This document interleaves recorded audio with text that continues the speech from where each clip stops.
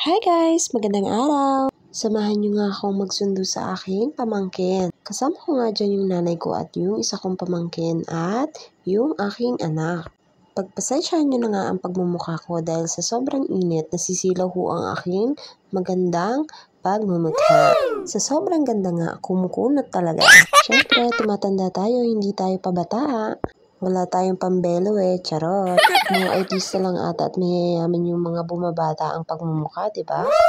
Siyempre tayo, wag nyo nang asahan na maganda pa rin yung ating pagmumukha. Puro na nga lang pagmumukha yung naririnig nyo sa akin. Huwag kayong mag-alala guys, kasi kahit ako rinding-rindi din sa mga sinasabi ko dito sa aking voiceover. Kung dalaga nga ako ay todo ayos ako ng sarili ko, pero syempre ngayon nasa bahay lang tayo. Asahan nyo, ganito lang talaga tayo. Sabi nga nila, pag simple lang ang isang babae, mas maganda, charot. Yes! Maganda, wala lang talagang pera. Mabalik na tayo dito at papunta na tayo sa school ng mga bata. Pupunta nga tayo sa pinaka-school nila kasi mag-aantay pa tayo doon ng oras ng labas ng mga bata dahil tayo ay maaga. Nang time nga yan, ang sakit-sakit sa balat ng init. Ayan nga tinatablahan pa pala ng sunlight yung aking balat. Mukha lang guys, balat kalabaw yung aking balat pero tinatablahan pa rin at maselan pa rin siya. Ayan nga dito lang tayo sa shortcut dadaan. Pagpasensyahan nyo na lang guys at isasama ko kayo sa aking paghahatid sundo sa aking mga pamangkin dahil content din to, diba? Malay natin may mag-viral din tayong video at pasahurin na tayo ni Lolo Mets. Sipag at tiyaga lang nga lagi ang sinasabi ko sa aking sarili. Pag tinatamad talaga ako minsan, may araw talaga na sobrang tamad-tamad ako sa pagko-content pero ang iniisip ko, wala namang mawawala kasi libangan din naman.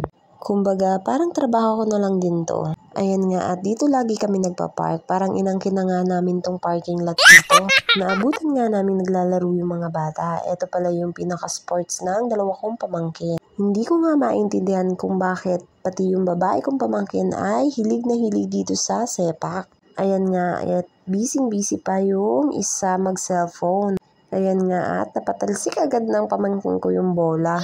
Kahit kailan talaga ang lakas-lakas talaga nito. Kitang-kita nyo naman pag isang sipa niya pa lang talagang talsik agad yung bola. Nag-uumpisa pa nga lang siyang mag-train dyan. Kaya syempre, beginners pa lang. Eto nga at bumabuelo na yung dalawang bata. Kikisabay nga din sa pagpapractice ng mga ate nila. Buti nga hindi kami sinisita ng teacher, hinahayaan lang din kami. Kaya pala pawis na pawis agad tong pamangkin ko kasi ang aga-aga pumasok dahil nagpa-practice pala muna. Maganda din na makahiligan nila yung mga sports na ganito kasi kilala din ang sepak sa laro dito sa Pilipinas. Isang oras nga pala kaming maaga dyan. Mukhang hindi na namin uulitin to. Kailangan nga pagkasama ang mga bata, saglit lang yung aantayin naming oras kasi sobrang kukulit at laging gutom. Siyempre, kakain din tayo.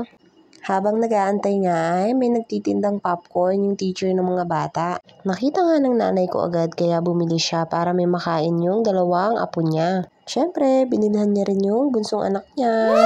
Ayan lang po guys. Sana po ay nag-enjoy kayo. Thank you for watching. God bless. See you on my next video.